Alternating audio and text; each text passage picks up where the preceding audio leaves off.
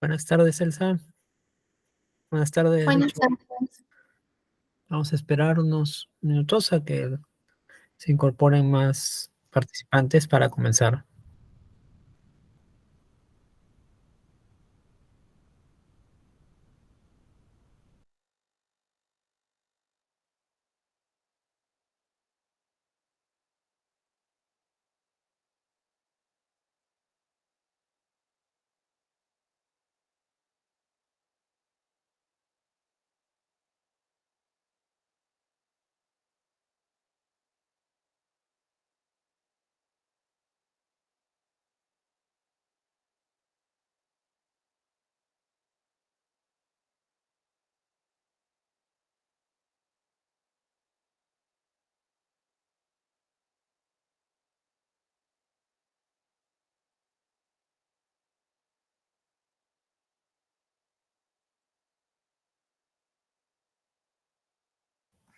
Buenas tardes, Fabiola.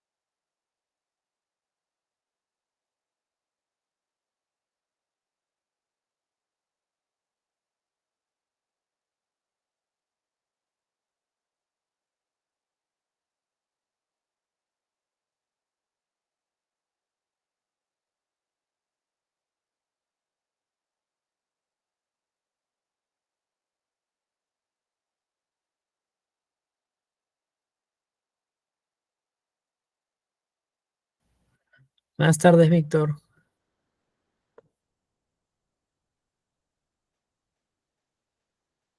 Buenas tardes, Andrea.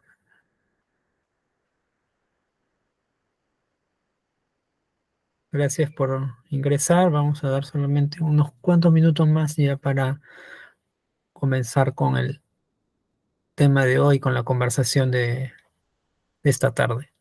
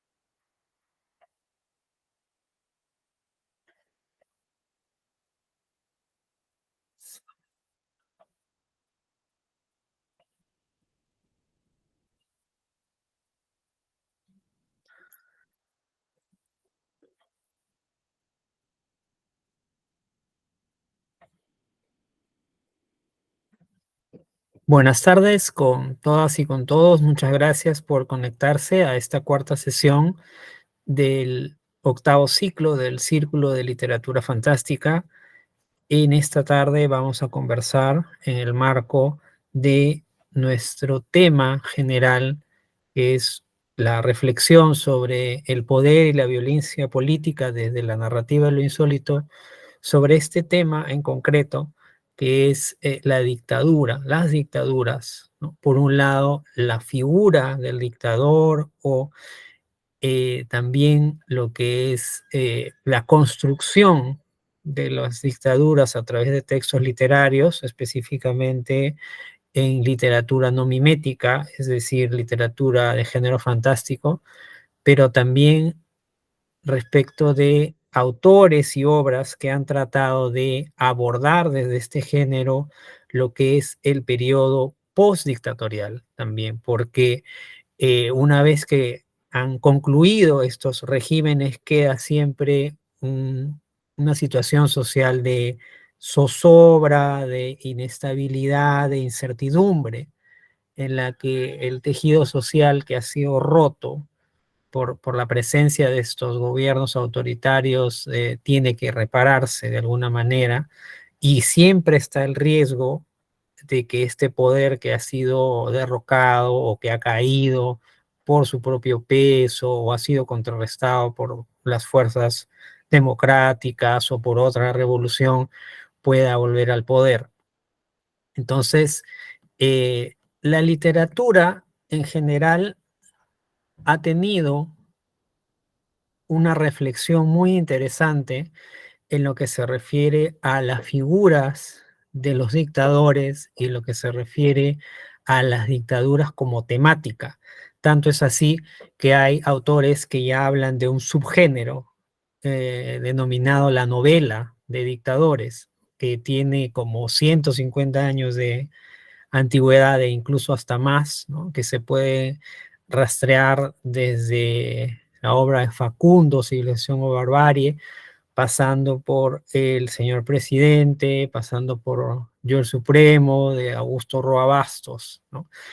Y entonces algunos autores, algunos críticos, algunos analistas nos hablan acerca de esta fascinación por la figura del autócrata, por la figura de quien detenta el poder, ¿no? Y que no solamente lo tiene, sino que desea preservarlo al punto de utilizar los medios legales, políticos a su disposición para anular cualquier tipo de oposición, y no solamente una oposición material, digamos, en acciones, sino también una oposición en pensamiento.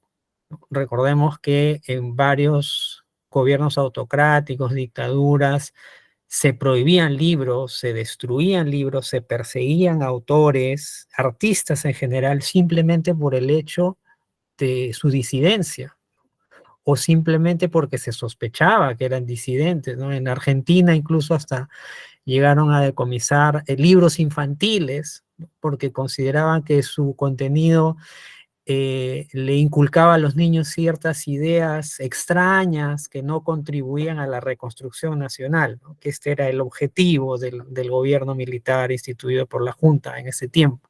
Entonces aquí es interesante, como digo, en primer lugar, cómo la reflexión de la literatura se centra sobre esta figura del poder del autócrata, que lo desarrolla, que lo busca describir a veces como un tirano feroz o a veces lo ridiculiza, lo presenta como objeto de burla, pero de todos modos no deja de ser fascinante, ¿no? Y aquí rescaté esta cita de Álvarez porque justamente dice que la literatura ve a los dictadores como algo extraño, y justamente esa extrañeza es lo que fascina, ¿no? Esta capacidad casi infinita de hacer el mal, de generar el mal, ¿no? Y que se va por lo macabro, por lo criminal, por lo sangriento, que esto apela a los miedos de las personas, y esto también es reflejado pues en la literatura de ficción. O sea, no por nada los nazis se han convertido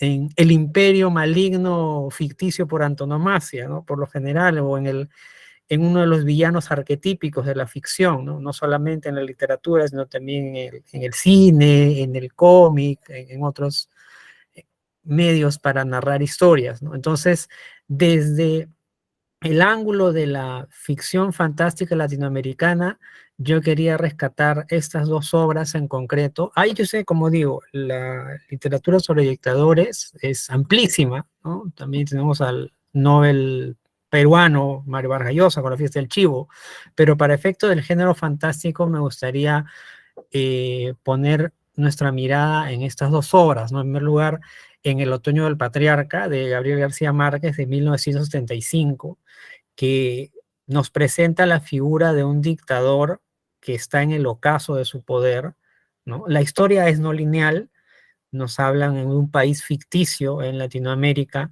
pero llega a describirnos justamente por el estilo del autor de una forma tan exagerada, su poder, de una forma tan desmedida, que nos habla de que él vende el mar a los norteamericanos, por ejemplo, o de que su ganado nace ya marcado a fuego, desde que son terneros, ¿no? O que algunos lugareños le avisan acerca de que las carabelas de Colón están llegando, ¿no? Y de que en algún momento algún enemigo suyo se lo sirven literalmente en una bandeja de plata asado y cocinado, como si fuera un lechón al horno, ¿no? Entonces, todas estas exageraciones, estas figuras que ya van más allá de lo realista y que son características del estilo de García Márquez, del estilo que él tiene, justamente es una forma que él tuvo de retratar el arquetipo del dictador latinoamericano, o sea, no solamente fijándose en un país, sino que tomó de modelo varios otros, ¿no? De los rasgos que tenía, de la gente que estaba a su alrededor. Y como digo, es una reflexión interesante porque rompe, digamos, el molde realista que por lo general se suele utilizar en este tipo de literatura. Otra obra que me gustaría destacar y que al menos en mi caso fue un hallazgo muy interesante es este par de novelas de Homero Aridgis, que es un autor mexicano, ¿no? Empieza con La leyenda de los soles y en quién piensas cuando haces el amor, que es una novela, si bien posterior, está ambientada en el mismo universo ficcional, pero en un periodo anterior al de su novela de La leyenda de los soles. ¿Qué es lo que lo hace interesante? Es que aquí no solamente hay una crisis política, sino una crisis climática, en primer lugar. En segundo lugar, estamos hablando de una distopía, porque es una novela ambientada en un México futurista, ¿no? Que está por el año 2030, cercano más o menos, ¿no? Y tiene muchos elementos de la cosmovisión, digamos, de las culturas mayas, aztecas, las culturas precolombinas, ¿no? Las figuras de las deidades mitológicas y a los gobernantes de esta nación ficticia, ¿no? Ciudad Moctezuma, se les identifica de alguna manera con las deidades crueles, con las deidades a quienes se les sacrifica sangre, ¿no? Y tienes ahí la figura del licenciado, que es el presidente, y tienes a su general a su lado, ¿no? Que son los que retienen el poder, pero en algún momento este general lo asesina al licenciado y se vuelve ya un dictador a toda regla, y se nos va narrando justamente cómo esta tensión social en el gobierno eh, lleva a un advenimiento como de una nueva era, pero una nueva era de destrucción, de caos, ¿no? De un fin del mundo, si se quiere, ¿no? Porque México está en sequía, está con una escasez de recursos, ¿no? Pero sin embargo tienes, como digo, esta figura del dictador, este general que según está en la descripción, en uno de los párrafos del texto, está en un ataúd y resucita por sí mismo, ¿no? Entonces aquí hay esta combinación de elementos mágicos y mitológicos, pero sin embargo también hay esta reflexión sobre la figura de los dictadores. Pueden ustedes también, si conocen de hecho, que deben conocer obras sobre dictadores o sobre dictaduras de otros autores, las pueden comentar en la caja de comentarios aquí, como ha hecho, por ejemplo, Richard, ¿no? Pueden ir anotándolas, las que ustedes se acuerden, de sus favoritas, y esto va a ir también enriqueciendo la discusión. Como había señalado, las dictaduras generan una ruptura en el tejido social de un país, de una nación, y una vez que el periodo dictatorial termina, viene la pregunta, ¿no? Que da miedo, que genera incertidumbre. ¿Y ahora qué? ¿Qué sucede ahora después? Porque hay muchas personas que han sido víctimas de los efectos de la violencia, de la represión, y que en su momento no han podido manifestarse, no han podido hablar. Entonces empieza a generarse esta literatura de las postdictaduras, ¿no? De los periodos postviolencia, sobre todo en Argentina, sobre todo en Chile, donde ha sido una corriente muy fuerte, ¿no? Desde a finales de los 70, comienzos de los 80, y empieza a abordarse el tema primero desde un género testimonial, ¿no? Incluso algunos hablan de la preferencia por el género policial, justamente por la gran cantidad de víctimas que hay, ¿no? Que de desaparecidos que no han sido encontrados, ¿no? El problema es que justamente la opacidad, ¿no? La oscuridad que trata de mantener la dictadura, ¿no? Hace difícil, muy difícil poder recuperar la memoria cuando esta dictadura ha perdido el poder. Y entonces, a veces no es suficiente el recuento histórico, a veces necesitas el testimonio, la palabra de quienes estuvieron o de los hijos de quienes estuvieron sometidos a esas condiciones, y de ahí es que también se produce una producción literaria que aborda y apuesta por la ficción para tratar de reconstruir este pasado o de expresarlo de manera transformada, de recrear esas experiencias para darlas a conocer, para publicarlas, ¿no? Para que de alguna manera la gente lo conozca, y en muchos casos de manera velada o de manera explícita, con el mensaje o con la propuesta de que estas situaciones no vuelvan a darse en su país, ¿no? Y aquí había resaltado, para efectos del círculo y para efectos de la temática que aborda, como hemos dicho, el género fantástico, destacaba estas dos novelas de Edmundo Paz Soldán, ¿no? Que son El Sueños Digitales y El Delirio de Turing. Esto es una ciudad ficticia que él ha inventado, que se llama Río Fugitivo, pero que es un símil de Bolivia, donde aparece la figura de un dictador, ¿no? Que se le denomina Montenegro, apellido, pero está basado en una figura histórica que es Hugo Banzer, ¿no? ¿Y cuál es la particularidad? Que este señor Banzer fue un dictador en su tiempo, porque él era militar, pero muchos años después fue elegido en las urnas, o sea, fue no solamente un dictador, sino después fue un presidente democrático.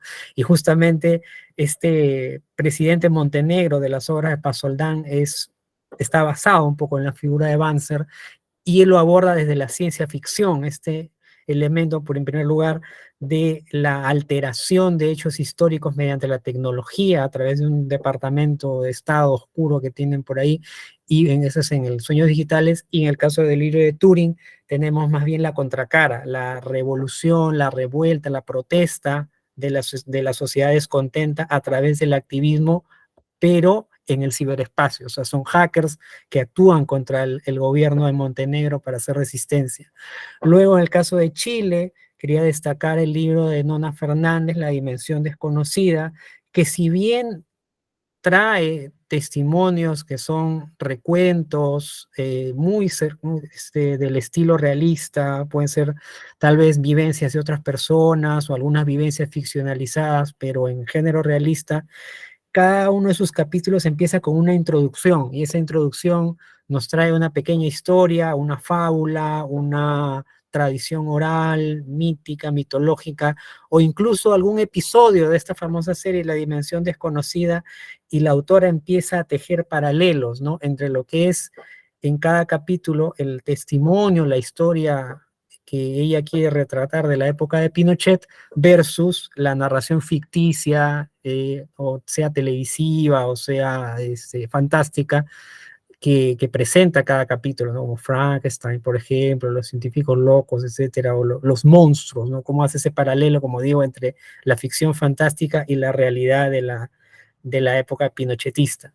Y más recientemente quería resaltar la novela de Mariana Enríquez, Nuestra parte de noche, que aborda una temática oscura, gótica, sobre lo sobrenatural, lo místico, porque habla de una orden secreta que viene de Europa y que actúa también en Latinoamérica, pero la particularidad que tiene es que esta historia comienza a desenvolverse en la época de la dictadura argentina, ¿no?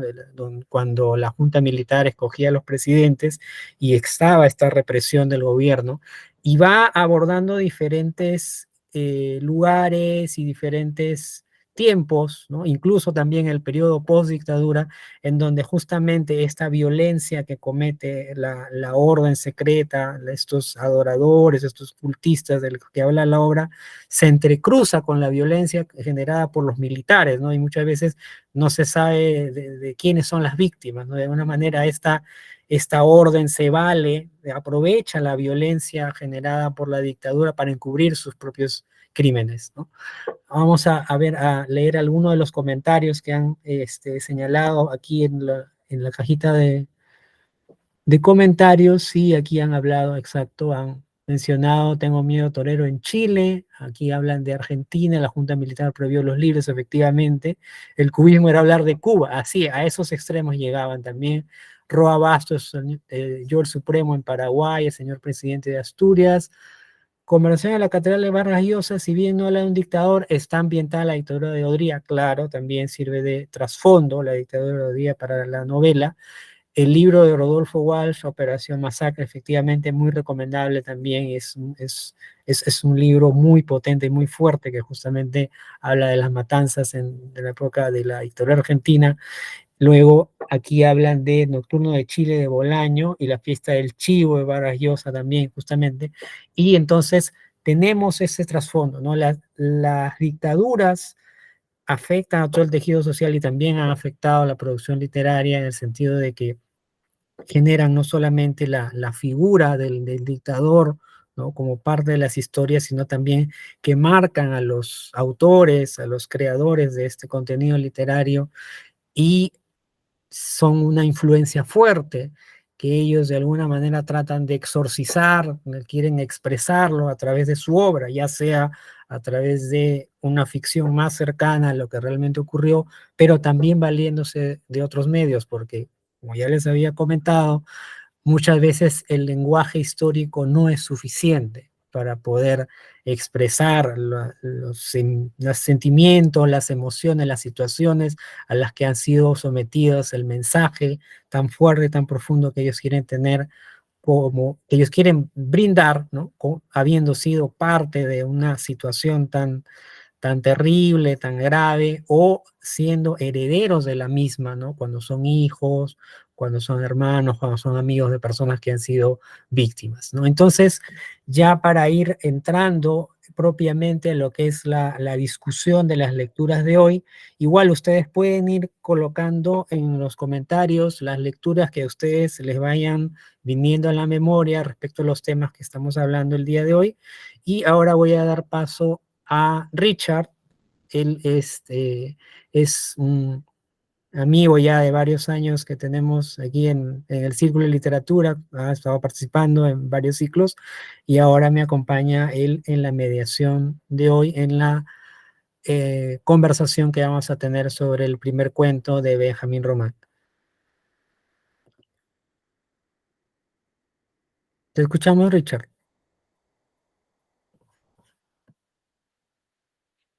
Sí, buenas tardes con todos, compañeros. Muchas gracias, Oscar, por la presentación previa y los comentarios que se habían observado previamente en esta ocasión. Bueno, lo que podemos decir de este autor, a modo de introducción, es que Luis Benjamín Roman Abraham, pues nace en los 70. Él es escritor, se dedica al proceso de corrección de novelas y también ha estudiado en el ámbito del derecho, y pues se ha desarrollado en aspectos de posgrado en la administración, en el campo de la administración y los seguros.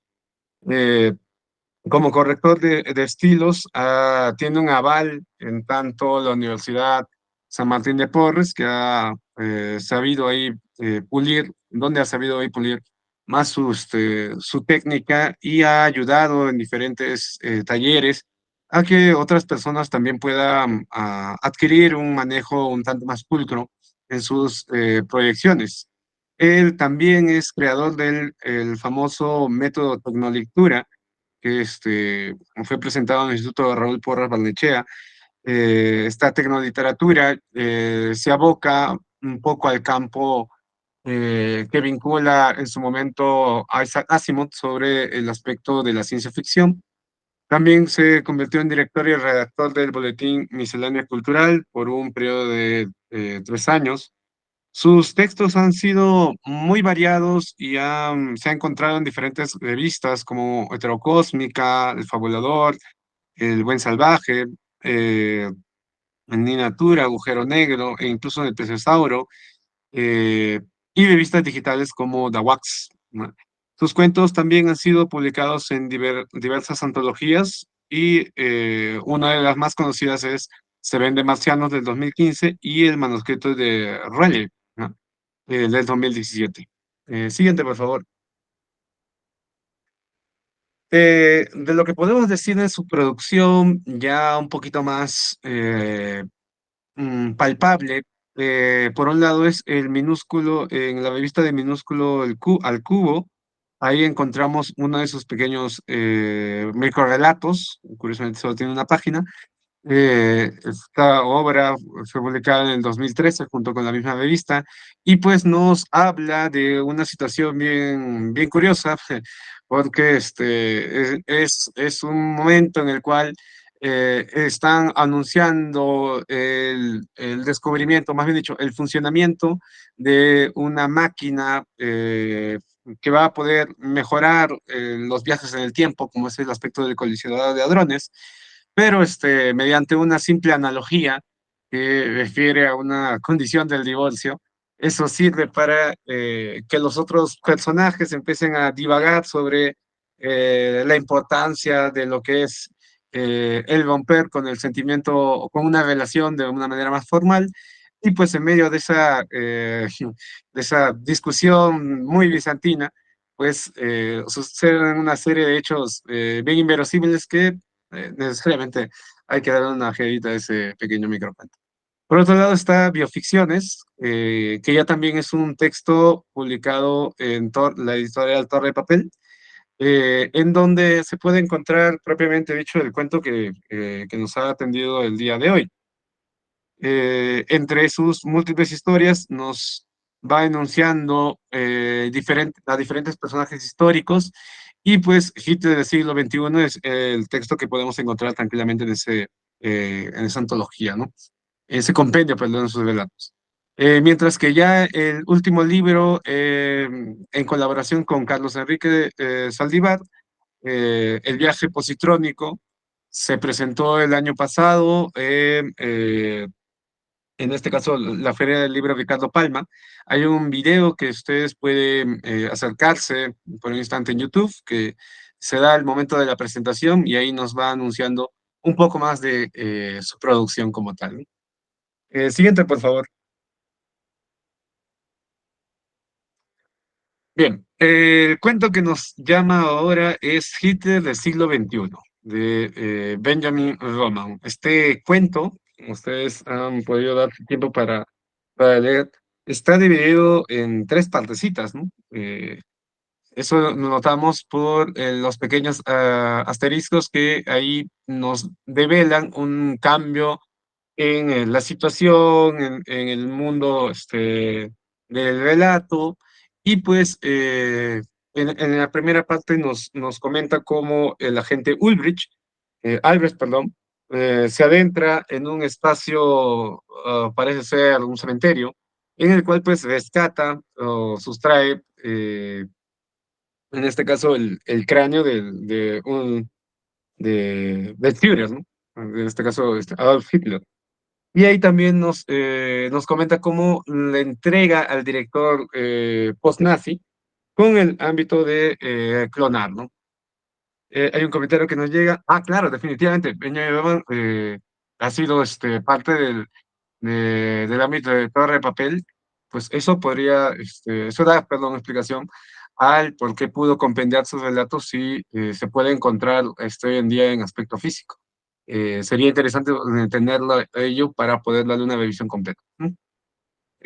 Volviendo con la historia de Hitler en el siglo XXI, al mostrarnos esto, aquí hay algo bastante interesante porque nos comenta que el personaje es eh, vuelto al entorno en un momento eh, preciso de su vida, ¿no? A los 34 años.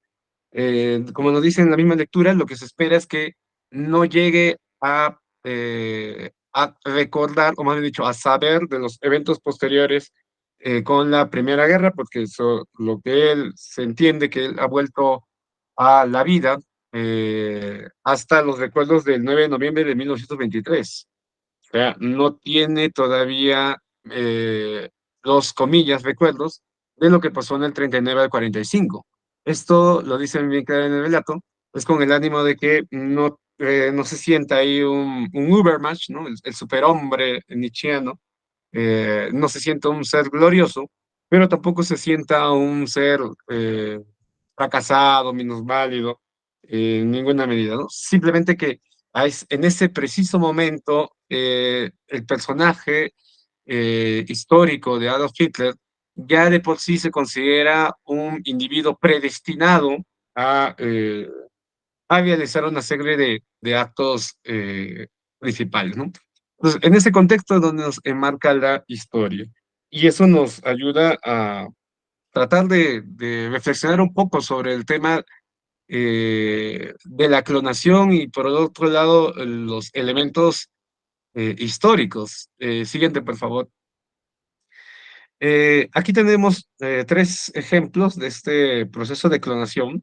Una de las historias más comunes es la de Jurassic Park, en donde definitivamente el proceso de clonación es lo que permite la vuelta a la vida de estas criaturas de antaño y que genera un dilema bien grande, ¿no? El personaje de Liam Malcolm dice cómo él comenta que se preocuparon mucho si podían hacerlo, que no se preguntaron si debían hacerlo.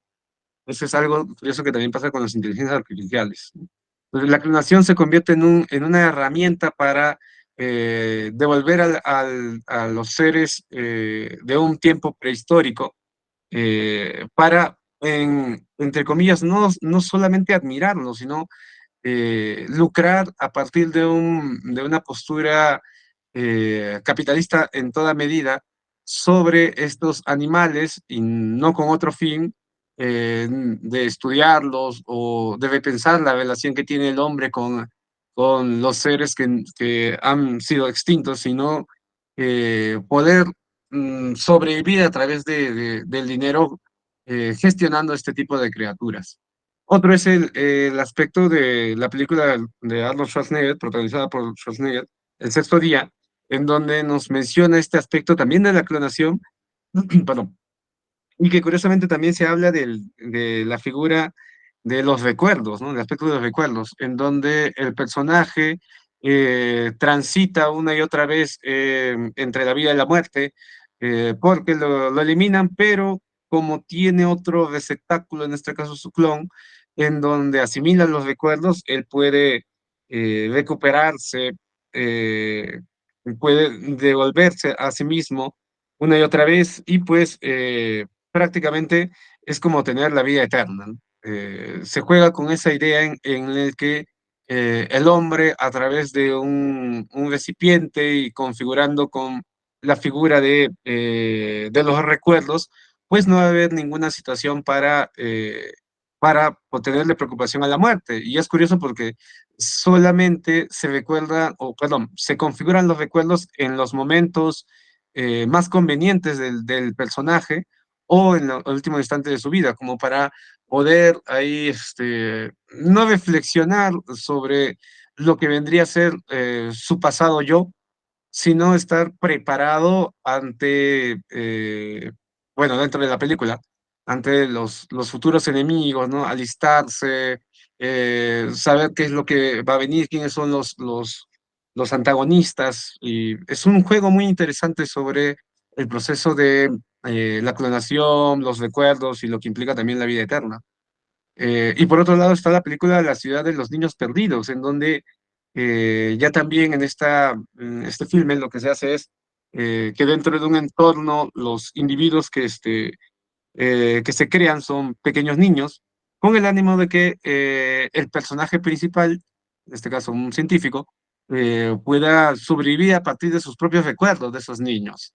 O sea, los clona para que ellos tengan una, comillas, infancia alegre y pues a través de esa infancia, una vez eliminados los niños cuando ya no les sirven, estos crecen, los recuerdos son devueltos a este personaje y él pues acumula una serie de experiencias gratas que le suman y le dan una significancia a su propia existencia. Pero claro, una vez que los niños ya no tienen esa capacidad de ilusionarse, de sentirse atraídos por la vida misma, dejan de servirle y se le desecha para volver a clonar otros y así en un ciclo eterno en donde lo único que importa es la acumulación de una sensación de éxtasis total por medio de unos recuerdos trasplantados eh, que hacen pues que el personaje sienta satisfacción y un sentido relativo a su propia existencia. Siguiente, por favor. Por otro lado, en el ámbito de las dictaduras, aquí hay varias cosas interesantes, ¿no? Por un lado, la figura del personaje histórico y la crítica que se ha hecho a este. Hay varias películas que se hablan sobre Hitler. Una de las más antiguitas, medianamente, es la del Pato Donald, ¿no? La cara del Führer, en donde el Pato Donald está sirviendo a las tropas fascistas, él se encarga de manipular el armamento y se nota un grado de propaganda en el cual se trata de, primero, parecer que son parte del entorno fascista, pero para criticarlo, ¿no? Se pasa o perdón, se utiliza la caricatura para tratar de mofarse de este tipo de personajes y no verlo como un individuo terrible al que sí se puede enfrentar. Claro, definitivamente, cuando clonan a Wolverine, a Logan también en Star Wars, se da ese proceso de la clonación, ¿no? En diferentes momentos. Son los sujetos para la guerra. Eso sí es interesante, ¿no? La clonación como elemento eh, para mejorar nuestras capacidades bélicas y pues ser reemplazados, ¿no? En ese sentido, ¿qué objeto tiene la conformación de nuevos soldados? Sí, pues tranquilamente se puede clonar.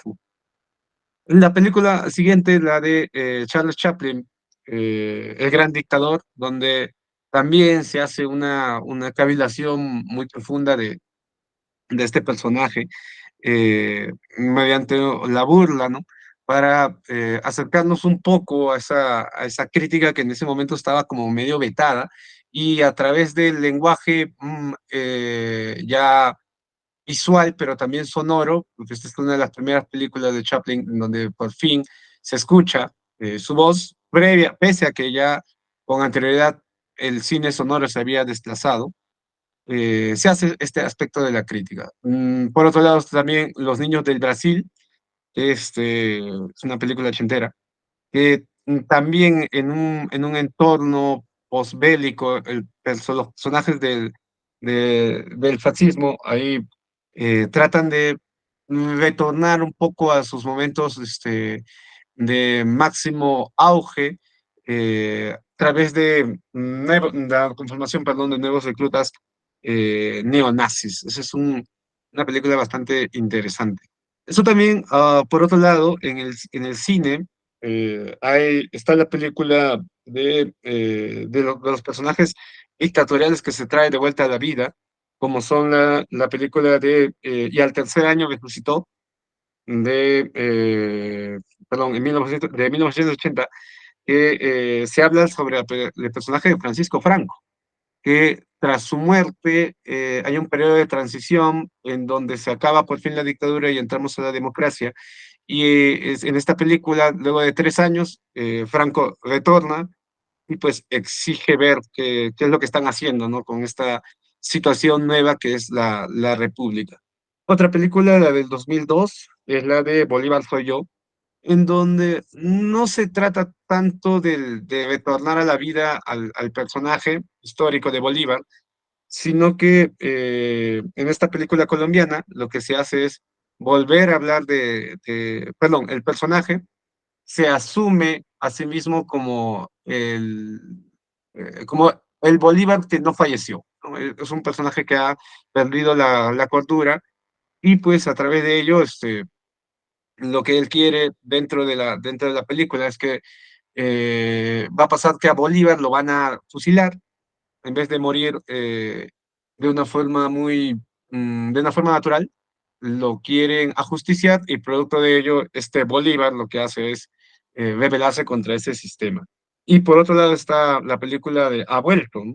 Donde como bien indica el nombre, es la idea de Hitler retornando y cómo este Hitler no se adapta a este entorno. Hay una escena bien, bien, bien graciosa en donde él le reclama al camarero una explicación, porque nadie lo saluda con el brazo levantado. Eh, y el camarero explica, no, no, no se puede hacer eso, ya eso está desfasado. Y el personaje de Hitler dice, sí, pues hay tradiciones que se han perdido, pero siquiera que me levanten un poquito la manito, ¿no? Que no se vea mucho, pero que lo hagan. Y una película bien interesante de una comedia negra que vale la pena revisar. Siguiente, por favor. Por otro lado, en el caso de la literatura, lo que tenemos aquí es el, dos obras. Por un lado está esta obra de J.B. Adolf, ¿no? Los finales del mundo. Es una obra editada por la Pontificia Universidad Católica del Perú, en donde en el primer cuentito se habla del clon. Su título es Mi clon. En este Mi clon, la obra lo que hace es explorar cómo un personaje eh, lo que quiere hacer es tratar de clonarse a sí mismo porque resulta que este personaje tiene cáncer, ¿no? Entonces, lo que quieren hacer es experimentar si es que el clon puede volver a tener cáncer. Eh, y mediante eso asiste a un laboratorio, este laboratorio le da las garantías de eso, y pues él quiere demostrarse a sí mismo que un ser diferente podría tener una mejor vida que el protagonista. Eh, por otro lado está el cuento de Burgos López, el clon de Borges, en donde este autor colombiano, donde lo que también se hace es explorar un poco la dinámica del Borges que conocemos, ¿no? Borges no gana nunca el Nobel, Borges tiene pretensiones con el fascismo, y lo que hace el autor es tratar de repensar qué pasaría si ahora Borges retornase y pues si sus posturas sobre sus discursos radicalistas o su no ausencia de obtener el Nobel significarían algo para él, ¿no? Y si en estos momentos que vivimos la producción literaria mm, sería acorde al tipo de dinámica de pensamiento que él tenía. Entonces, es un juego muy interesante que se hace sobre la literatura, sobre el tema. Eh, claro, la literatura habla sobre el tema de las dictaduras de una manera muy, muy, muy intensa, pero algo que me llama la atención y es lo que se habla sobre el tema de las postdictaduras, es que en nuestro caso peruano no hacemos mucho juego con eso, ¿no? Pensemos, por ejemplo, en Bolívar, por un lado, en su periodo dictatorial, cuando crea la Constitución vitalicia, no se habla mucho de ese proceso definitorio de Bolívar. No se habla tampoco de Santa Cruz cuando crea la Confederación Perú-Boliviana. Hay 3 años de dictadura que se establece en colusión con Bolivia, y no se menciona ese tema, ¿no? O pensemos también en Agustín Gamarra, que si bien era conservador en su momento, él también toma una postura dictatorial. Una vez que vence a Santa Cruz, en la batalla de Ingavi, él busca tomar ahora, tener posesión sobre el mismo Bolivia, sobre la misma Bolivia, y la manera ridícula en que muere es bien graciosa, ¿no? Ustedes recordarán por historia que Gamarra está en Bolivia haciendo sus necesidades, está orinando, y de repente un tipo le dispara por la espalda y el presidente Gamarra muere con los pantalones abajo, ¿no? Mientras defecaba, curiosamente. Entonces, ese tipo de cosas no se cuenta. O Sánchez Cerro.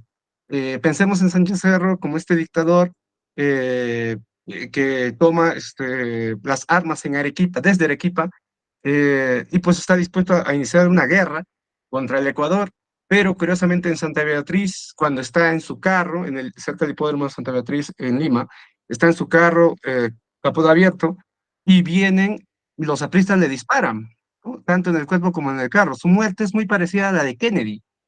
Es curioso que en la literatura de nuestro país, el aspecto de la cuestión dictatorial más está quedando en la década del 90 o quizás en el 70, ¿no? Pienso, por ejemplo, en Velasco.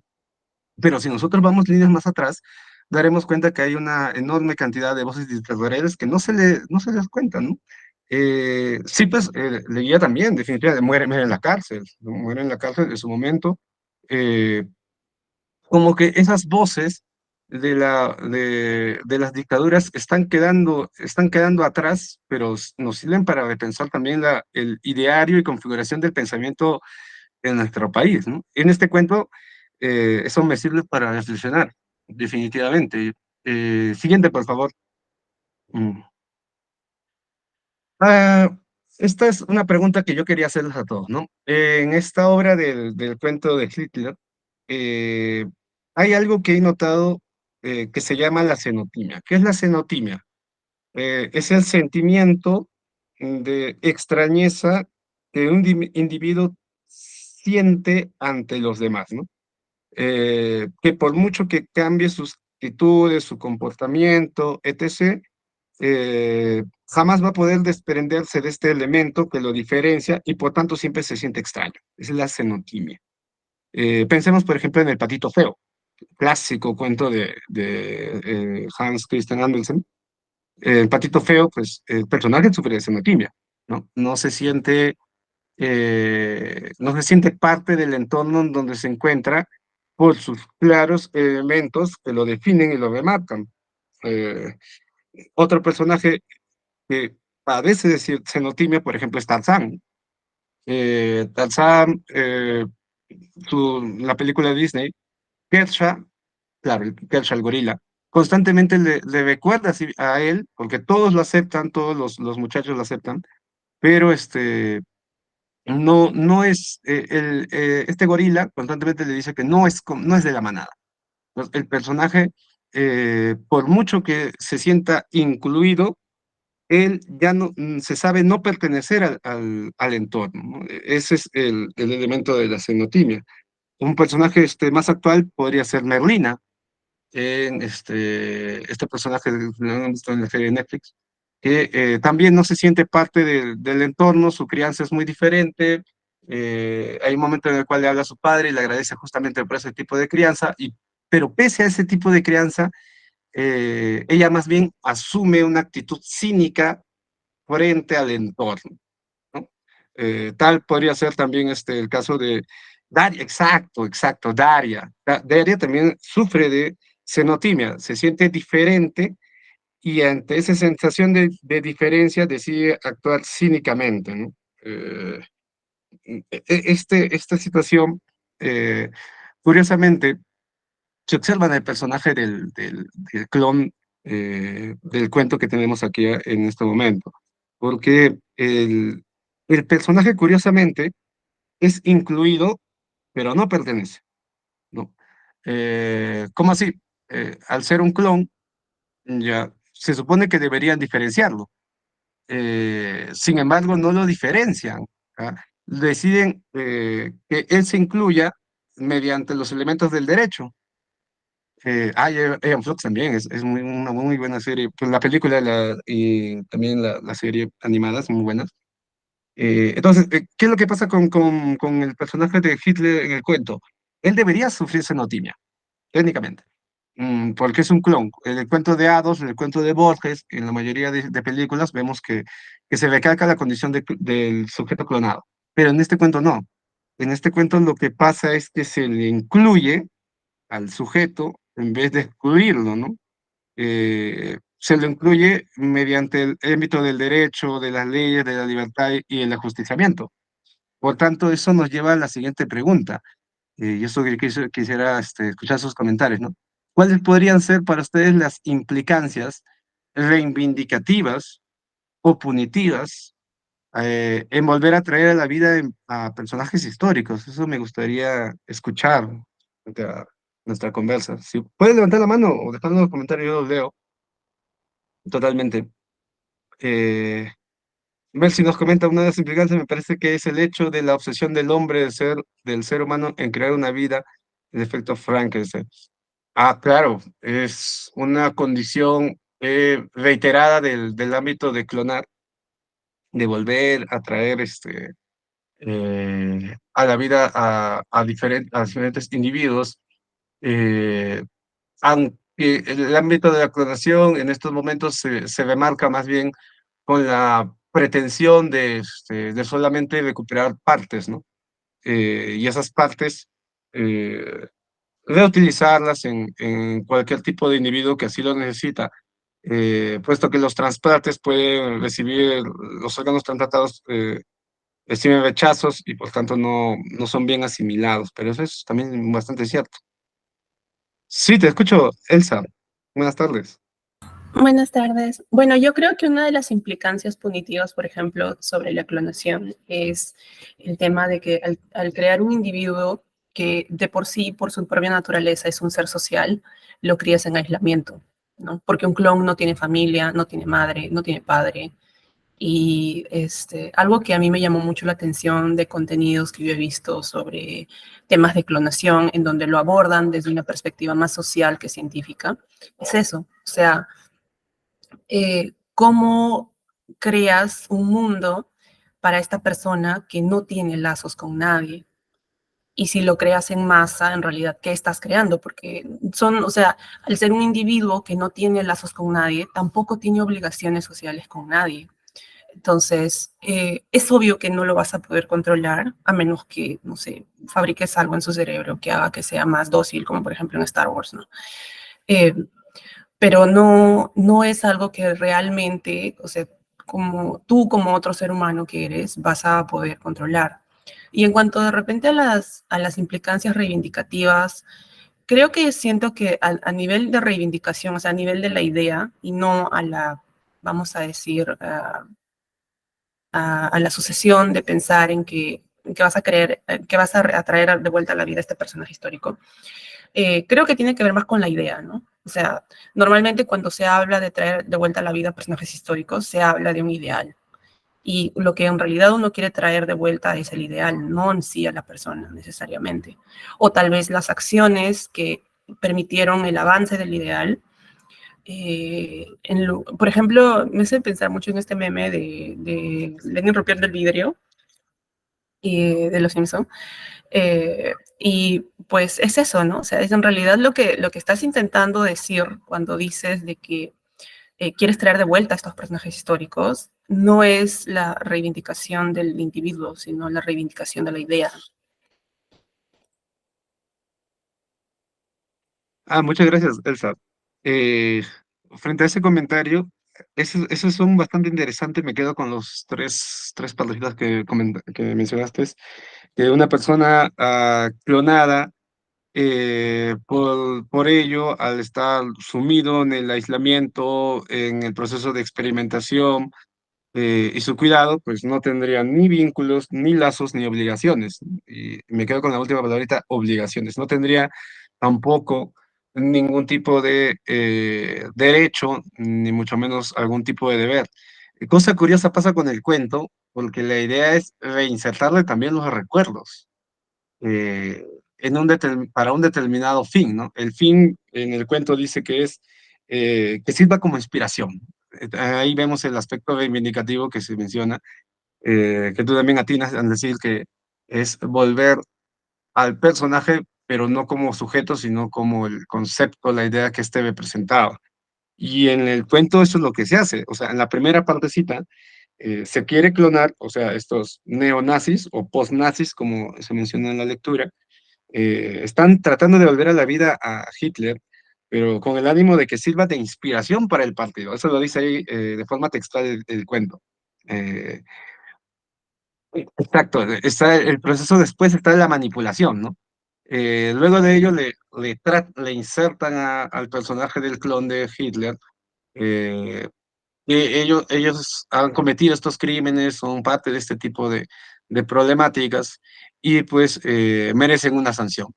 Entonces, es interesante porque técnicamente devolverlo no debería servir de mucho, salvo con el ánimo de ser una figura representativa, pero al insertarle los recuerdos, es curioso, ya de por sí se sigue la línea temática del sexto día, por tanto, ese personaje nuevo sigue siendo la persona anterior, eso es curioso. Entonces, hay más de esa cuestión, ¿no? Bueno, le doy paso a mi compañero Oscar, en este caso, Yayos. Gracias por escuchar. Gracias, Richard. No sé si alguien tiene algún otro comentario de manera general respecto del cuento de Benjamín Román de Hitler del siglo XXI, antes de pasar al siguiente cuento. Puede levantar la mano si gusta o puede escribirlo por aquí, por la caja de comentarios de mensaje. Ok, entonces creo que podemos pasar al punto siguiente, que en este caso tenemos a Teresa Pemira de Echeverría, que para quienes han estado participando con nosotros desde el ciclo pasado ya es alguien conocido, ¿no? A ella no la habíamos leído todavía en el círculo, pero sí hemos leído su artículo sobre el New Weird, que justamente fue ganador del premio Ignotus 2019, ¿no? Que lo entregó la Asociación Española de Fantasía, Ciencia Ficción y Terror. Ella es argentina, es de Buenos Aires, de una ciudad que se llama Pilar, que está en la parte norte de la provincia de Buenos Aires. Esto es relevante justamente para la discusión del día de hoy. Es escritora de ciencia ficción, doctora en filosofía, y ella, una de sus temáticas que investiga es la relación entre la ciencia y la mitología y los relatos mitológicos tradicionales, ¿no? Su género es el New Weird porque su obra está caracterizada por incluir elementos no solamente de ciencia ficción especulativa, sino también sobre temas sobrenaturales, también temas de horror, y existe también esta idea de mundos paralelos, por ejemplo, o realidades que coexisten, que está en varias de sus obras. Es una escritora muy prolífica, ha escrito novelas, ¿no? Como Madrugada, Penumbra, El Tren, ¿no? Ha publicado en diversas revistas especializadas sobre ciencia ficción, sobre fantasía, ¿no? Strange Horizons, Supersonic, Axon, The Dark Magazine, Libros Prohibidos, etc.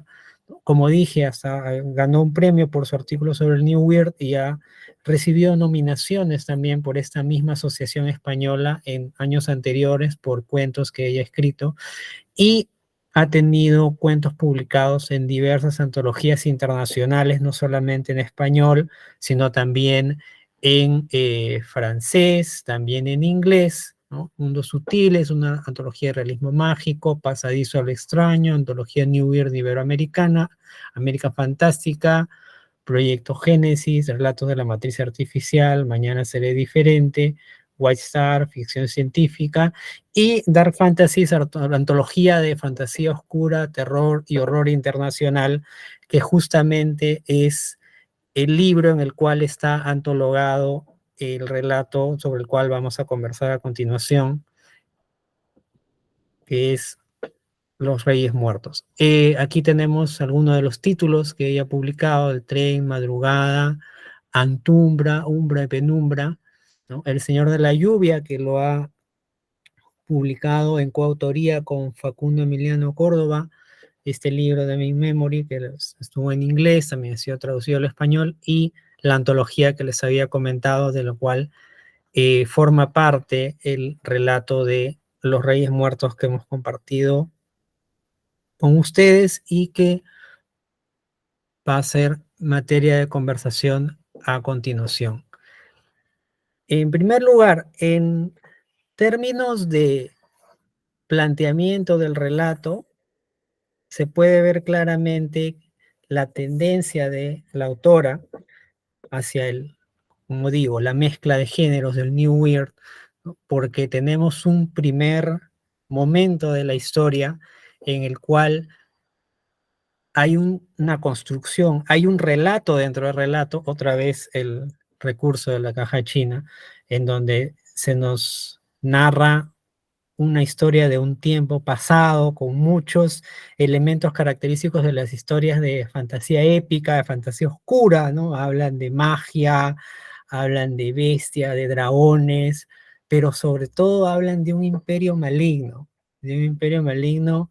cuyos líderes lo ven todo, lo saben todo, lo controlan todo y tienen sometidos a sus habitantes, ¿no? Y desgraciadamente en el relato no aparece para nada ningún héroe, ningún paladín, al contrario, es un imperio maligno que se mantiene en el poder simplemente, ¿no? Y está allí de manera atemporal, ¿no?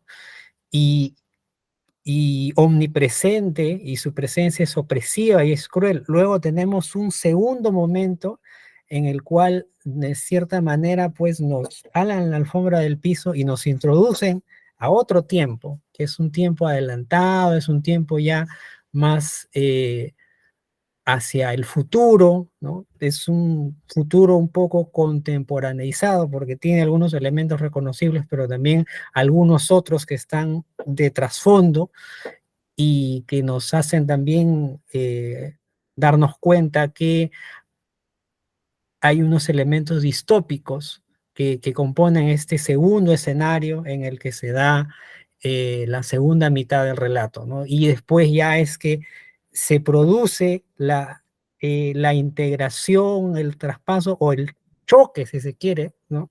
De estas dos realidades, ¿no? Y entonces, en primer lugar, quería consultarles, quería preguntarles de manera abierta respecto de la primera parte, cómo es que sienten, cómo es que han sentido el relato respecto de cómo se describe la atmósfera, los personajes de esta primera mitad del cuento que está principalmente inspirada, basada en relatos típicos de la fantasía, de la magia, de la magia oscura sobre todo.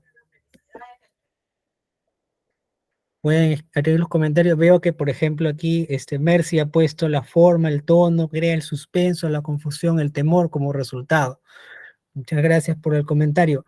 No sé si alguien más libremente, si pudiera comentarnos alguna idea, algo que le haya surgido respecto de lo que había señalado al inicio, ¿no? De esta primera realidad, este primer plano de realidad que nos describen, ¿no? Que es esta ciudad denominada La Columna, que es parte de este imperio sometido y gobernado en las sombras por estos reyes que paradójicamente mientras más se matan entre ellos, más fuertes se vuelven, ¿no? Según lo que nos narra el relato, el cuento.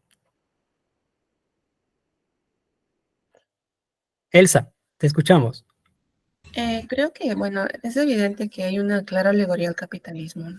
O sea, porque creo que es el único sistema que yo, en el que puedo pensar que se fagocita a sí mismo y fagocita todo lo que lo destruye y lo devuelve completamente inocuo, ¿no? Zizek, por ejemplo, menciona cómo ha fagocitado absolutamente todo lo que le ha sido crítico y lo ha devuelto inofensivo, ¿no? Los ecologistas se vuelven consumidores responsables, incluso las personas que son antisistema terminan convirtiéndose en personas de consumo hipster, y de esa manera el capitalismo fagocita y devuelve todo inofensivo, ¿no? Inofensivo para el propio sistema, me refiero. Incluso los propios anarquistas, ¿no? No sé, los devuelve hippies, los devuelve cualquier otro tipo de variante de lo que originalmente eran, pero que resulta inofensiva para el sistema. Y otra cosa que me llamó la atención es que, yo llegaba a ese punto por el tema de los reyes que se matan entre ellos, ¿no? Y que eso lo vuelve más fuerte. El capitalismo es así, ¿no? O sea, por ejemplo, yo estudié administración primero, antes de estudiar literatura, y por ejemplo, en administración siempre te enseñan eso, ¿no? O sea, tú no vas a dominar el mercado, tú tienes que seguir el ritmo del mercado, y el mercado tiene oferta, demanda, y tienes tu punto de Cournot y tienes un montón de elementos que en realidad son en los que te van a ayudar tú a guiarte a través del mercado, pero entre comillas, no es que el mercado se regule solo, porque ya se sabe que eso no es posible 100%, pero sí, de cierta forma, estas corrientes, tú te tienes que adaptar a las corrientes y generar nuevas formas de generar dinero. Y es un poco, o sea, no te va, o sea, cuando tú lo ves en números, tú no ves el verdadero impacto social que eso tiene, ¿no? Eh, y bueno, otra cosa también es que en esta parte que justo está citando acá, ¿no? De la presencia de los reyes muertos, a mí me llamó mucho la atención lo de la esfera. Me hizo pensar un poco también en Mulholland Drive. No sé si hay una parte en Mulholland Drive en donde la chica como que reacciona de su sueño, ¿no? Y se da cuenta que está soñando, ¿no? Cuando salen estos como viejitos que eran chiquititos y salen, bueno, no sé si han visto la película, pero sí, seguramente que sí, pero como que salen corriendo así los viejitos chiquititos y ella se da cuenta que está soñando. Siento que el momento de la ruptura de la esfera es lo mismo, ¿no? Es ese momento en donde él como que entra en esa, vamos a decir, como que entra en el discurso, ¿no? Y se da cuenta del tipo de narrativa que le está narrando una persona que, digamos, ya ha vivido toda su vida dentro de ese sistema, ¿no? Tú lo sobreentiendes. Y es más, he conocido una época en donde ese sistema no era todo lo que existía. Lo que también me hizo pensar mucho, por ejemplo,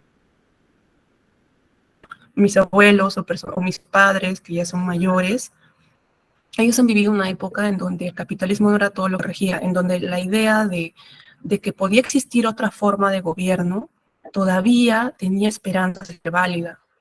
En cambio, en realidad vemos el capitalismo como algo que hasta podemos imaginar hasta un apocalipsis menos el fin del capitalismo. Entonces, es como que, y bueno, esto está claramente establecido por el tema de la mención de las marcas, de cómo estos reyes lo consumen todo, toda la vida, ¿no? Incluidos los niños y las propias personas que se consumen para obtener estas cosas y mostrar estas cosas, al final también como que están al servicio de ese mismo sistema, ¿no? Muchas gracias, Elsa, por el comentario.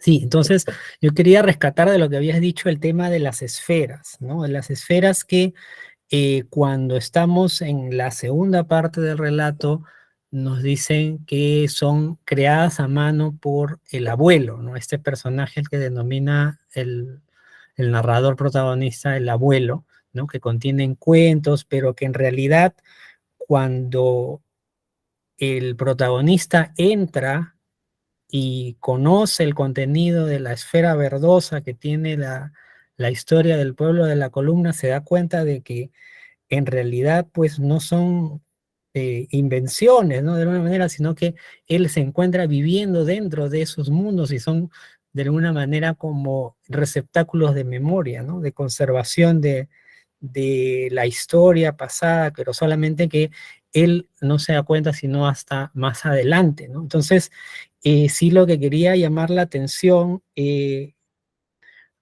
para la siguiente parte era respecto de cómo es que se produce el choque o en todo caso el paso de el plano de la realidad de el mundo de la columna, con su magia, con su oscuridad, pero mm, de atmósfera medieval, a este otro mundo futurista, capitalista.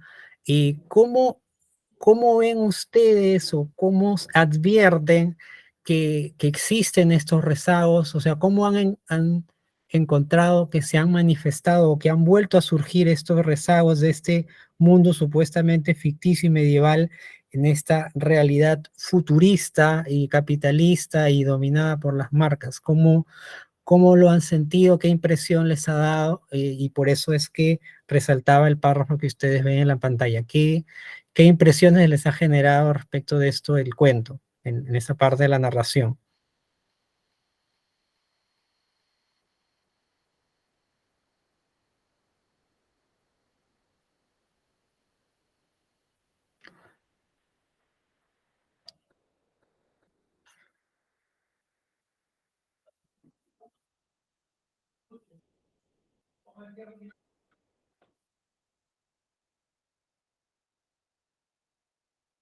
Bueno, si nadie se anima, de todas maneras, creo que es importante recordar un poco las palabras que contaba el abuelo en el relato, ¿no? Este abuelo que le transmite al protagonista la historia, ¿no? Que una vez que uno conoce esta historia, no puede ser la misma persona, dice. O sea, que dice, yo te aseguro que una vez que conozcas esto, no vas a ser, no vas a quedar incólume, ¿no? O sea, vas a quedar transformado de manera definitiva. Y esta idea de la transformación de un plano a otro se le revela al protagonista justamente cuando ya conoce la verdad de que lo que él ha recibido pues no es una historia ficticia, sino que es la memoria, es el pasado de ese pueblo donde él se encuentra viviendo, ¿no? Que él consideraba, bueno, la columna en realidad pues ha sido siempre una urbe moderna, sin agricultura, ¿no? Sino más bien que eso pasó, en realidad fue un pueblo rural, fue un pueblo regido por una monarquía autoritaria y todavía lo sigue siendo. O sea, en realidad la modernidad que me están planteando acá es solamente una ilusión, porque cuando él ya conoce la historia del pasado, empieza a ver las cosas como realmente son, ¿no? Y entonces sale a la calle y encuentra el bus que se transforma en estas orugas, ¿no? Monstruosas, y empieza a ver a los jinetes sin rostro, y después también a los pájaros eléctricos que vuelan por los aires, ¿no? Entonces, eh, aquí ya nosotros empezamos a ver otra vez el tema de la mezcla de géneros, pero que sirve a un propósito, sirve a una idea, ¿no? El hecho de una crítica a lo que se está planteando en esta realidad como una mentira, como una ilusión, ¿no? Porque hay un pasado escondido, un pasado vergonzoso, manchado de sangre, que es lo que se quiere ocultar de alguna manera. Y el puntillazo final lo da justamente la revelación que él tiene cuando es capturado por las fuerzas de estos reyes, ¿no? Ya cerca del desenlace del cuento, ¿no? Cuando él advierte que justamente no hubo ningún paladín, no hubo ningún héroe como en las historias clásicas tradicionales, ¿no? Como las aventuras épicas, porque en realidad nunca habían sido derrotados, ¿no? Y la realidad que ellos estaban viviendo aparentemente muy avanzada y muy eh, llena de progreso y de tecnología y de un mercado que satisfacía todas las necesidades y todos los caprichos, era simplemente una ilusión creada por los reyes que nunca habían perdido su poder y que seguían operando desde las sombras, ¿no? Y ustedes ¿Alguien recuerda cuál fue el final cómo termina, cuál es el pasaje, el desenlace de la historia cuando este protagonista es capturado por el pájaro eléctrico y es paseado por la plaza, para que nos pueda contar?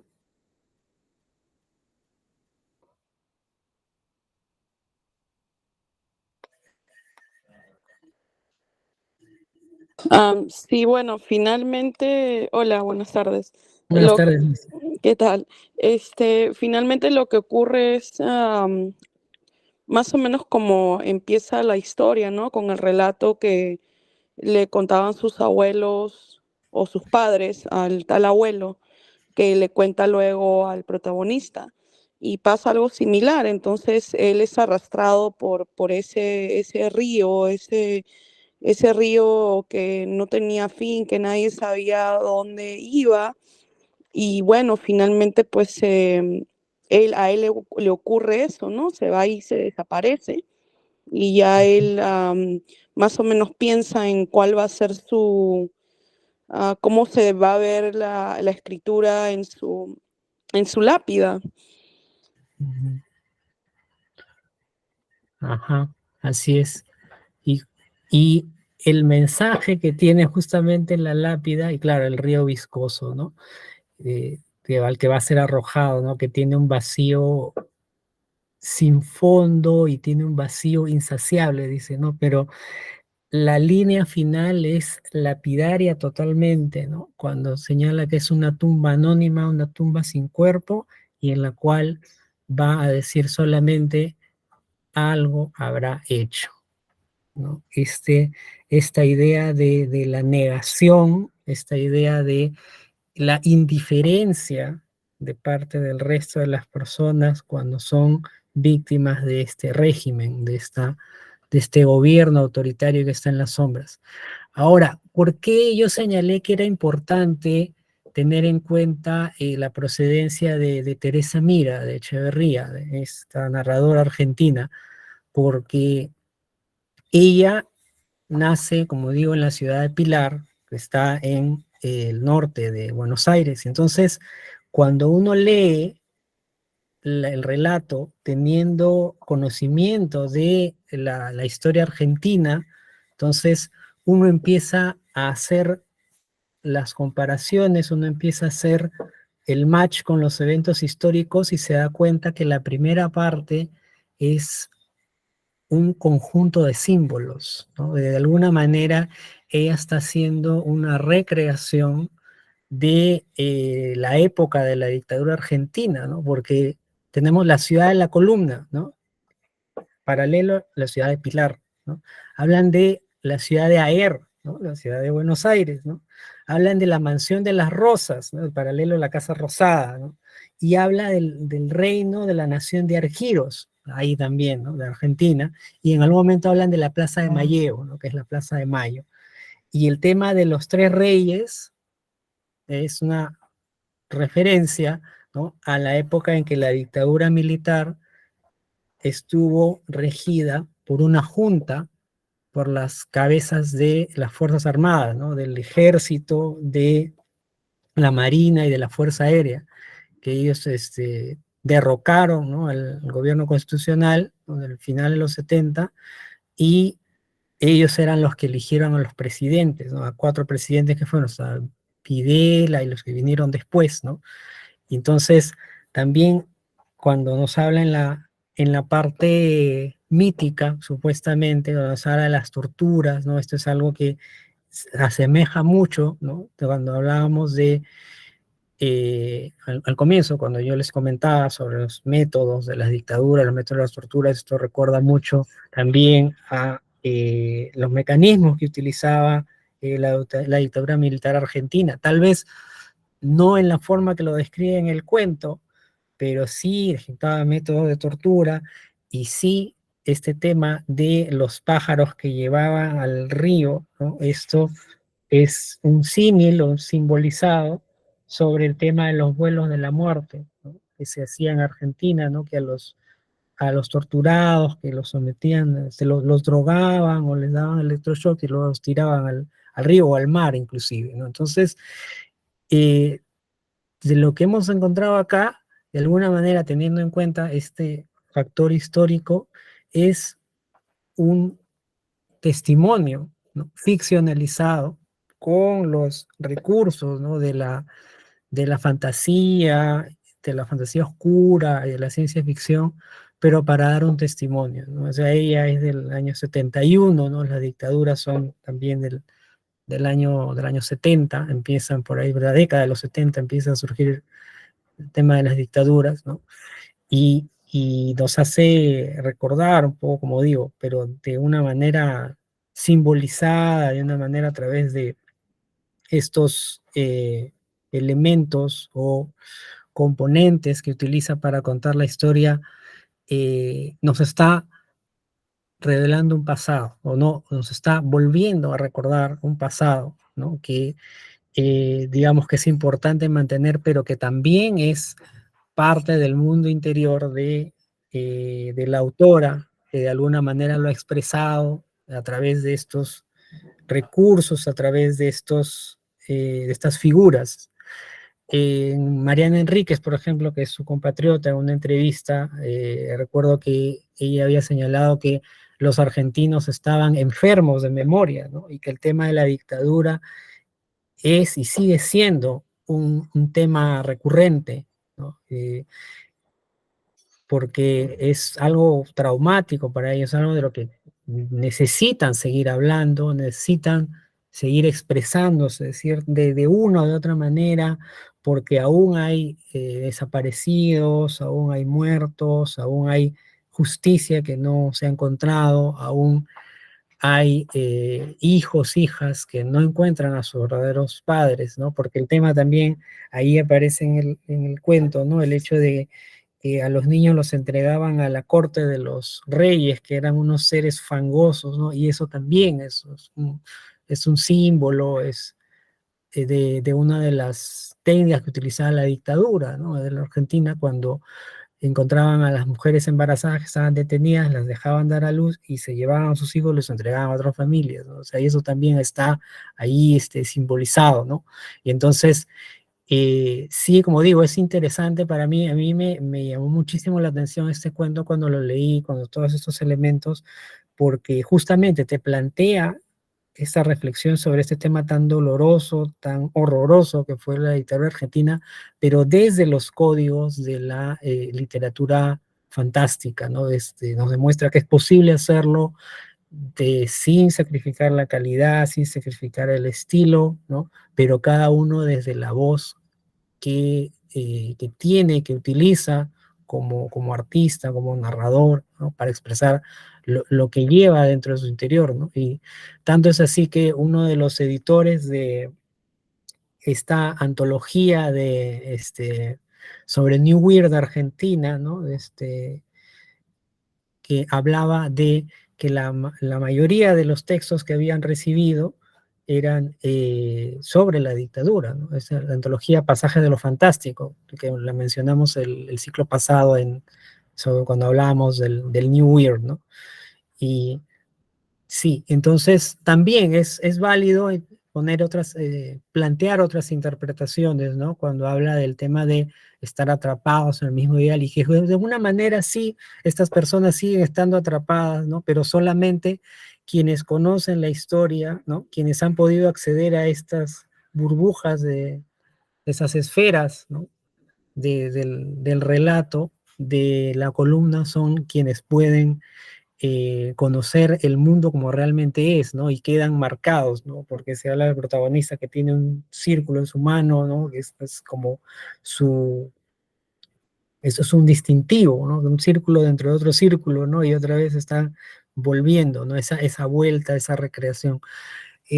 No sé si alguien desea hacer algún comentario libremente sobre este cuento, sobre el cuento anterior, sobre la comparación que hay entre ambos cuentos, de repente algunos puntos en común, algunas diferencias que hay encontrado.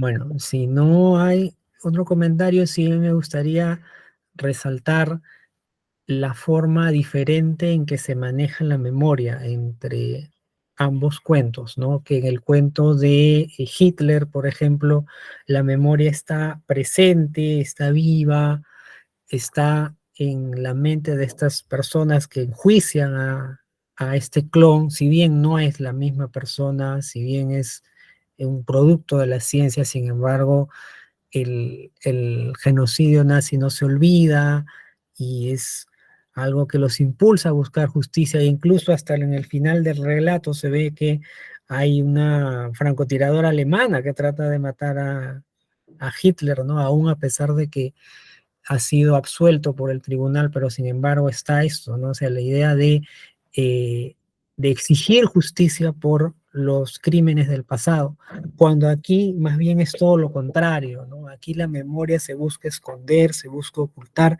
se disfraza a través de una apariencia de modernidad y se construye encima de ella, ¿no? Como, se trata como si nunca hubiera existido. Incluso el protagonista de este segundo cuento dice en algún momento, no, yo no quiero ser cambiado por esto, yo simplemente quiero olvidarme de lo que he visto, quiero olvidarme de todo.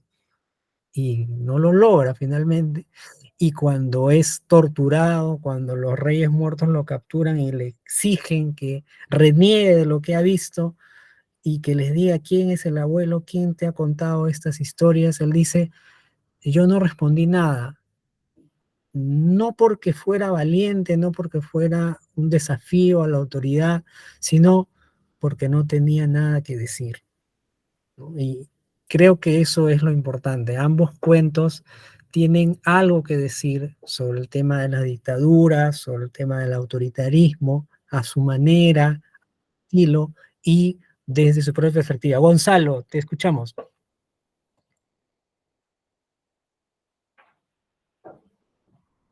Hola, hola, ¿me escuchan? Hola, buenas noches. Sí, te escuchamos, Gonzalo. Buenas noches. Muy interesantes las historias, los cuentos que hemos estado leyendo esta semana. Me gustó mucho más el cuento de Hitler, ¿no? Yo creo que conecté mucho más porque la historia es más corta y bueno, tiene un mensaje mucho más claro. El segundo cuento es un poco más extenso y también varía mucho, ¿no? El registro, ¿no? Es una caja china, como dijeron. Al comienzo no entendía muy bien qué estaba pasando y después tampoco. No, no, en realidad sí, esa segunda parte me pareció mucho más, la parte futurista, distópica, me entretuvo mucho más, creo que soy más fanático de la ciencia ficción.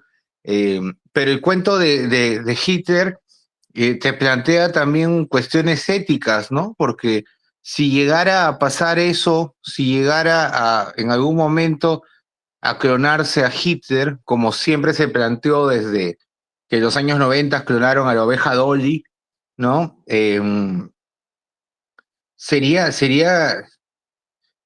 llevado a juicio, ¿no? Siendo él, digamos, los mismos genes, el mismo ser, o ya no, ¿no? Creo que lo bacán de la ciencia ficción es que más que plantearte una historia, te deja esas preguntas, ¿no? Te deja preguntas sueltas, son ficciones políticas, ¿no?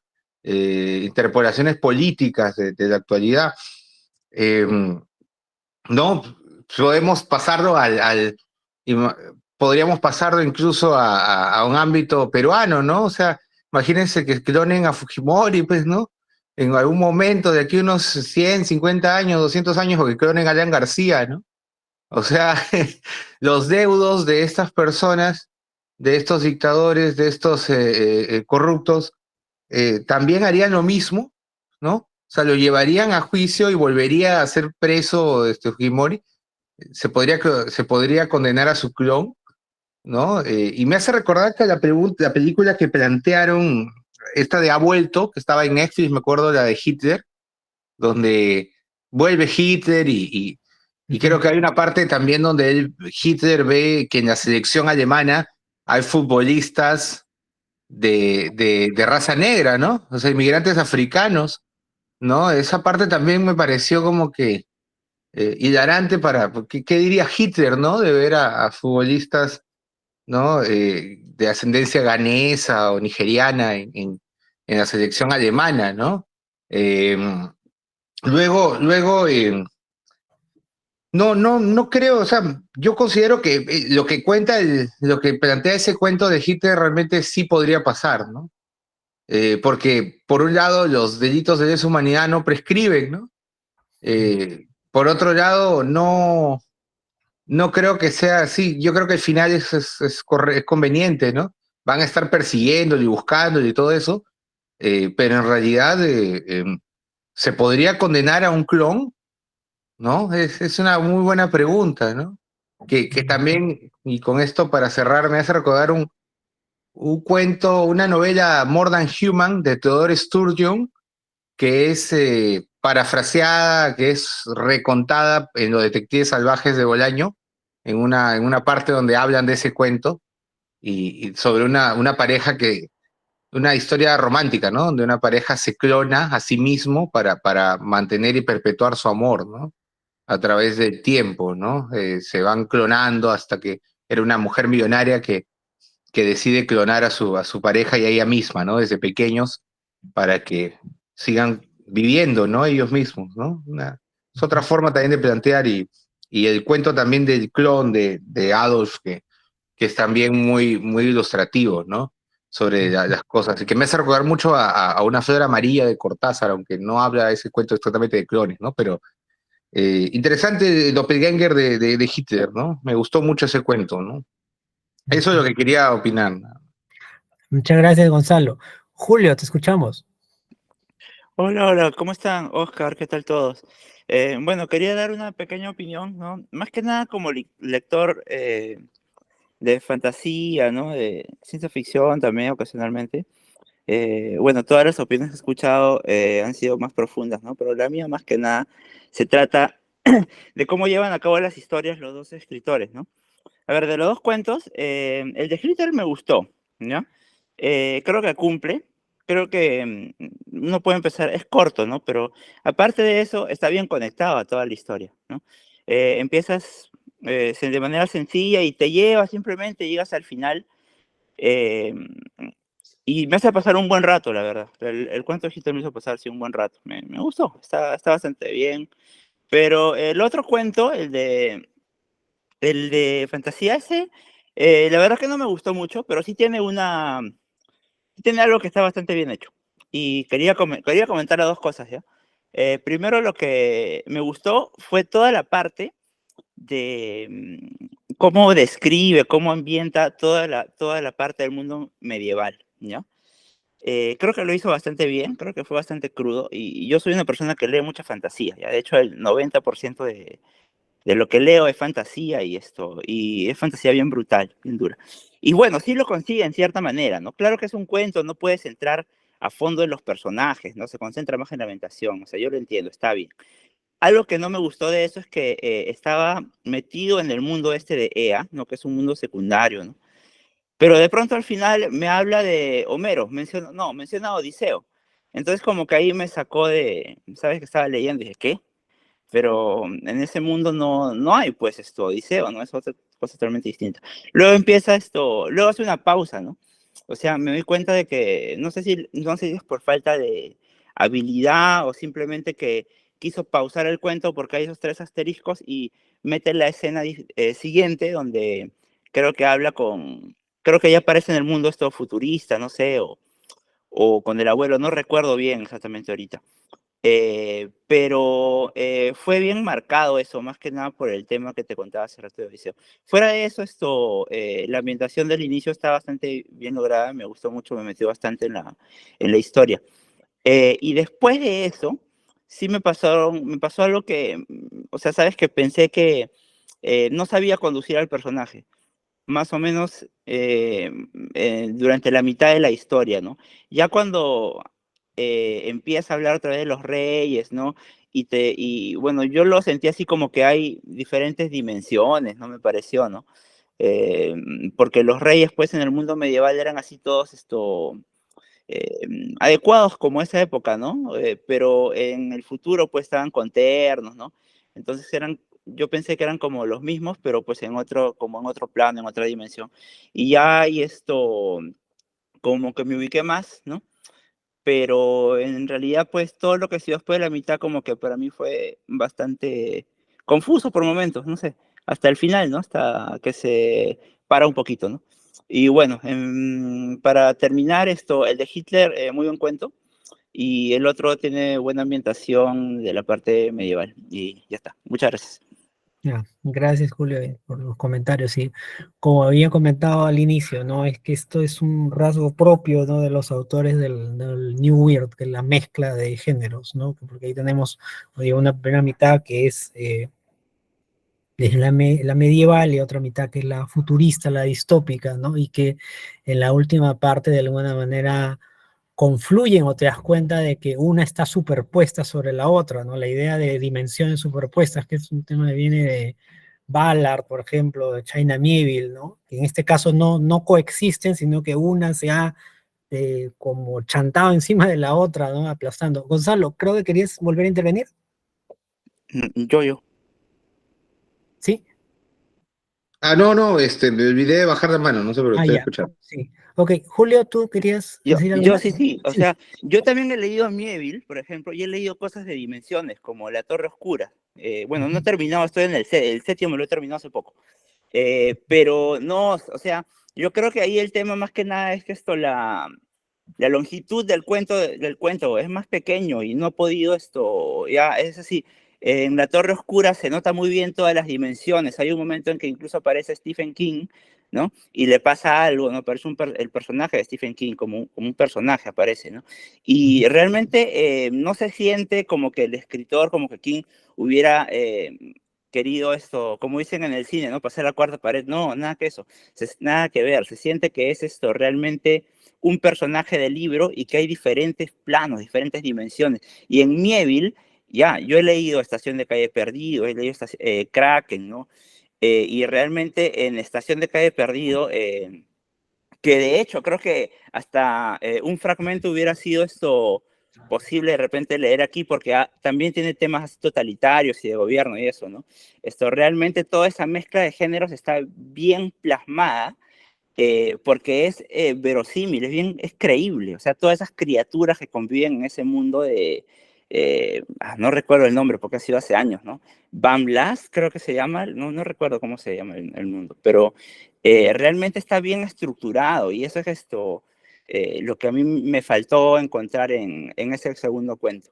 Pero como digo, pues en un cuento a veces es más difícil de plasmar esos temas que necesitan más desarrollo y que una novela sí te los puede permitir.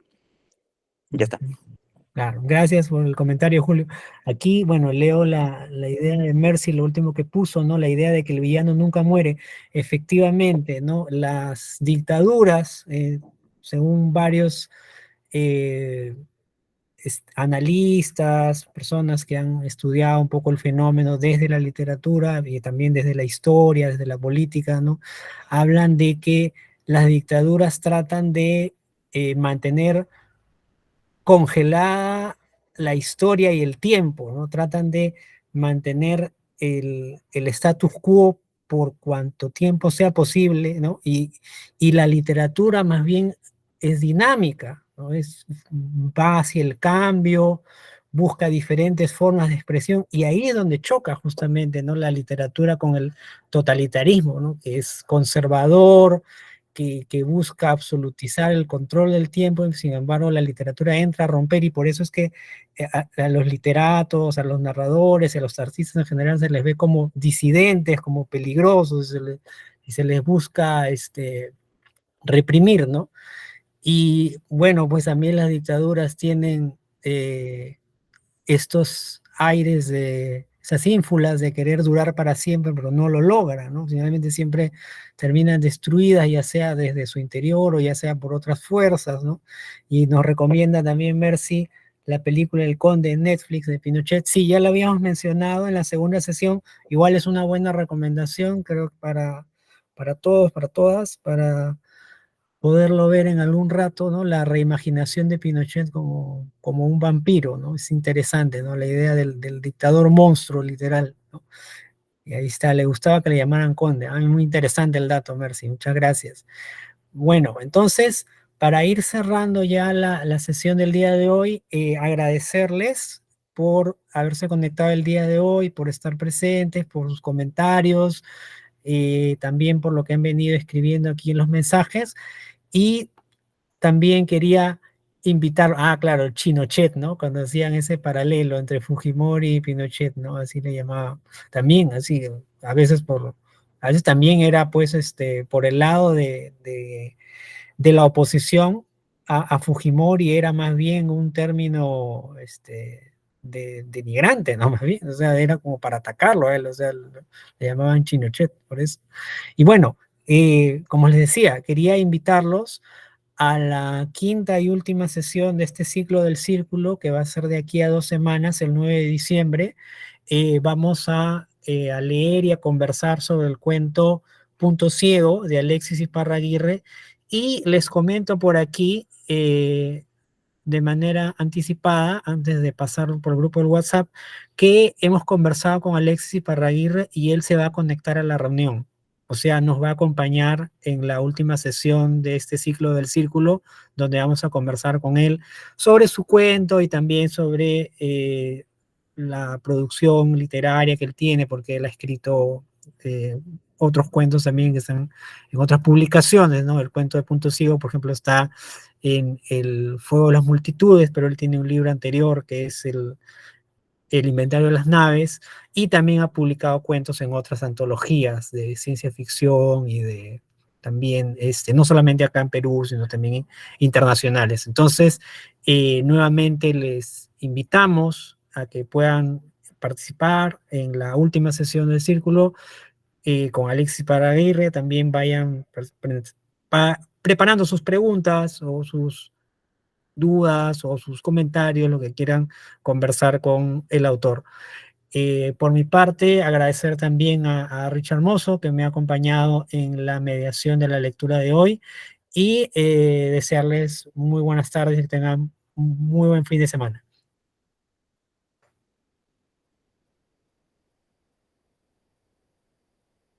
Nos vemos, chao, buenas tardes. Nos vemos. Luego. Chao, un fin de semana.